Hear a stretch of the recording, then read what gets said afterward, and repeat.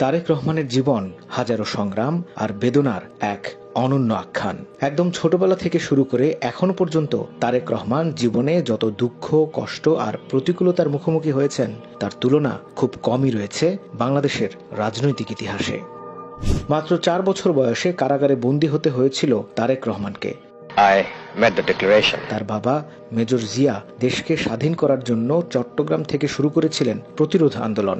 সেই অপরাধে মায়ের সাথে তারেক রহমানকেও বন্দী করেছিল পাকিস্তানিরা। বাংলাদেশের স্বাধীনতার জন্য সর্বকনিষ্ঠ যুদ্ধবন্দীদের একজন তারেক রহমান। বয়স 15 না হতেই বাবাকে হারান তিনি। রাষ্ট্রপতির ছেলে হয়েও তারেক রহমানের জীবন ছিল সাধারণ। জিয়া পরিবারের সাদামাটা জীবনযাপনের বিষয়টি ছিল ওপেন সিক্রেট। তারা কিভাবে বেড়ে উঠেছেন তা অনুধাবন করা যায় 1981 সালে বাবার মৃত্যুর পর দেয়া সাক্ষাৎকার থেকে। আমার এই শার্টটাই আব্বুর ছিল আগে।